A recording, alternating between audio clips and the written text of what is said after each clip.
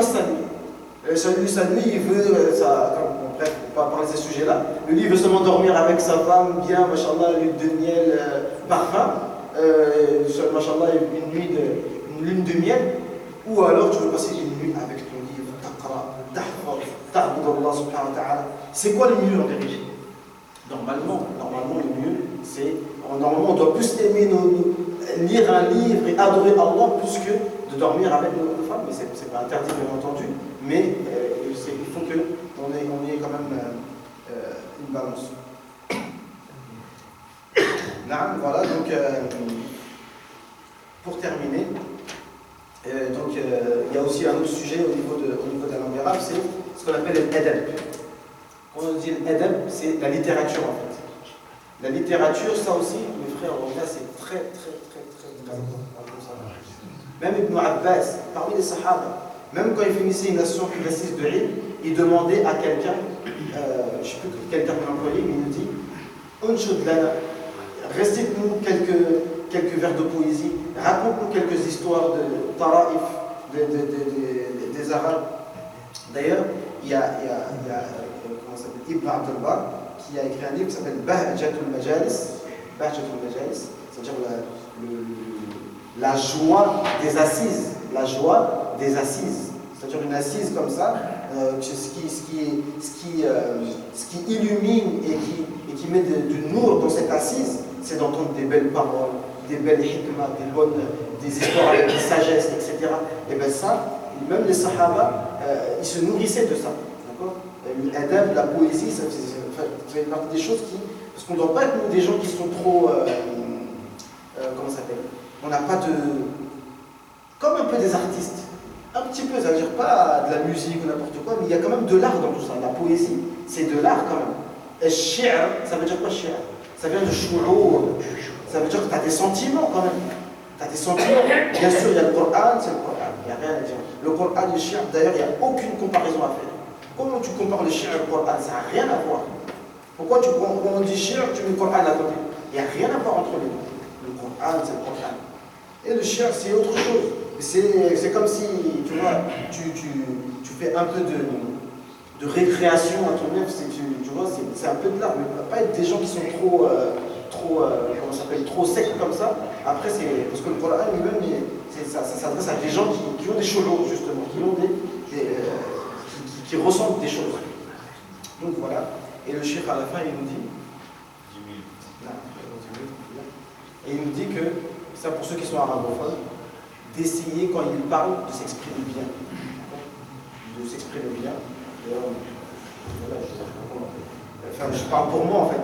Même nous, comme on est en France, comme on dit, au pays des aveugles, les blancs sont rois. Comme nous maintenant, on parle un petit peu l'arabe, maintenant on croit qu'on est arrivé. Masha'Allah, il parle l'arabe, en plus c'est un converti, machin. Et du coup, on croit qu'on parle trop bien l'arabe. Mais la vérité, quand j'étais en Égypte, là, je me suis rendu compte de quelque chose. Que nous, on parle l'arabe avec un accent français. C'est horrible. Je m'en étais jamais rendu compte. Assalamu alaikum, kayfa haluka, anta bi khayr. C'est horrible. C'est-à-dire que nous, on parle l'arabe, mais les gens, même eux, ils se moquent de nous. Ils se disent, ah voilà, ça c'est un français. Mais comment tu sais que je suis français? Tu vois pas comment tu parles. Et les Anglais, c'est pareil, et les Russes, c'est pareil. Bon, là, il faut qu'on arrête ça. Il faut qu'on arrête ça tout de suite. On parle l'arabe, il faut qu'on essaie de faire un effort. On se débarrasse de nos accents, et après, sans parler des façons de prononcer, les qaf, les kaf, il faut qu'on fasse un effort. Celui qui est arrivé, quand même, qui parle un peu l'arabe, il fasse un effort comment ça s'appelle, de s'améliorer. Parce que comme nous, on est arrivé à un petit quelque chose, maintenant, on s'arrête là. Non, il faut que, comment ça s'appelle, on fasse des efforts pour bien s'exprimer, pas faire de fautes dans la langue. D'accord? Et voilà. Donc, il reste 10 minutes. Si quelqu'un a une question ou s'il y a une remarque, par rapport au sujet, hein? Non. Quand on dit la conférence, c'est le hadith, vous avez dit al-ilm al-nuwas. نحن نسمع بها al-nuwas. Non. Non, ça c'est un autre hadith. C'est pas celui-là que j'ai cité. Là, toi, tu es en train de dire le hadith qui dit ما تركناه صدقة. وصدق. نعم. كما قال في محكم التنزيل وورث سليمان داوود وورث داوود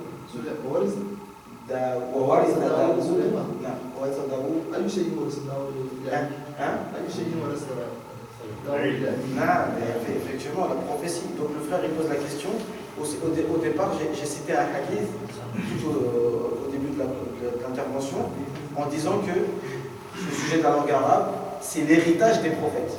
Et j'ai cité le hadith qui est connu qui dit que les prophètes n'ont pas laissé en héritage des dinars ou des dirhams. La seule chose qu'ils ont laissé en héritage, c'est l'ilm. D'accord? Mais il y a un autre hadith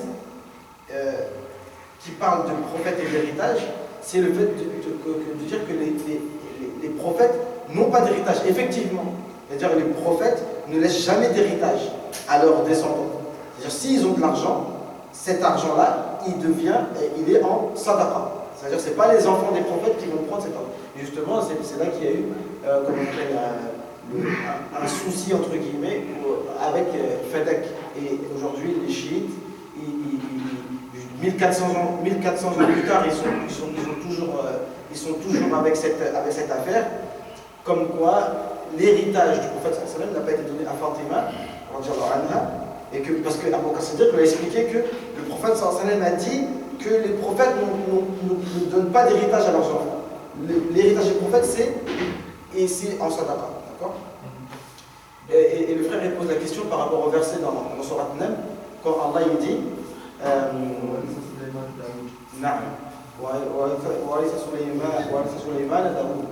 Donc أي شيء ورث سليمان. نعم. Qu'est-ce que Suleiman a hérité de son père? Bien évidemment, il a hérité quoi? De la prophétie. Parce que Suleiman, fils de Daoud, était prophète comme son père. Certes, ils avaient aussi le mulk, ils avaient la royauté, mais ce n'est pas ça le but. D'accord? Et certes, la famille d'Ibrahim, ils avaient la royauté, mais ce n'est pas ça le maqsad, mais ils avaient la prophétie. Quand Zacharia il demandait un héritier, il disait Yarithuni wa yarithu min ali Yaqub, qui hérite de moi et qui hérite de la famille. Effectivement, Il voulait que ce soit un prophète. effectivement, Rabbi Hamdi Zuriyatan. Non. ربي إني خفت مواليا إني خفت مواليا من ورائي وكانت امرأتي آخرة. نعم. Donc il a dit ربي حمل ذرية يرثني ويرث من آل يعقوب واجعل ربي رضيا. نعم. Non, c'est pas ça.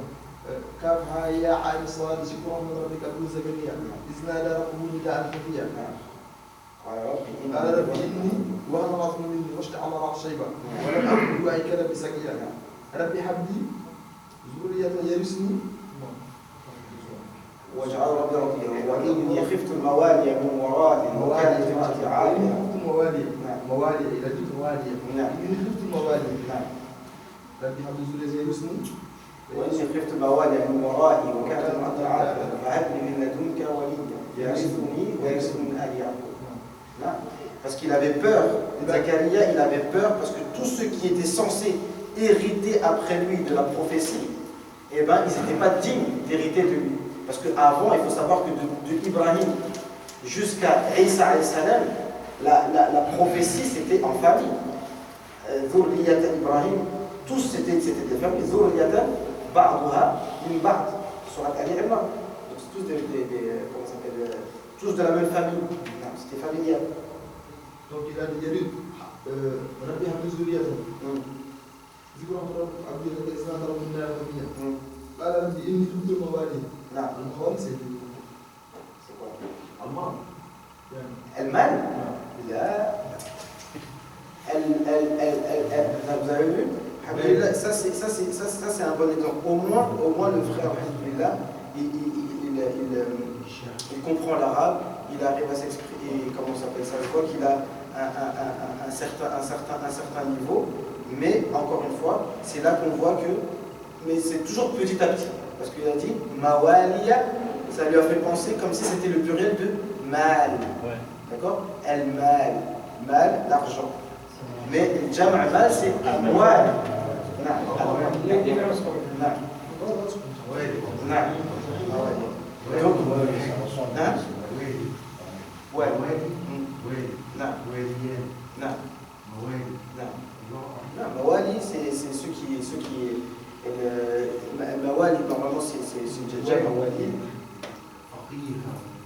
Hein? مسؤول Wali, ça a le sens de quelqu'un qui est pieux, etc. Mais de toute façon, jeudi, Inch'Allah, il y a le das de Tafsir Quran. Et là, c'est en arabe, et puis c'est pour ça qu'on a toujours besoin de réviser, de se rappeler, comment ça s'appelle, de préciser les choses. Pas d'autres questions? Hein?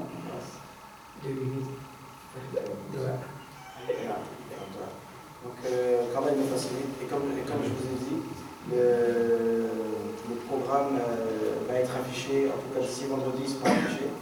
Donc on va commencer, Inch'Allah, à se mettre au travail, donc chacun d'entre nous y participe au moins par des doigts.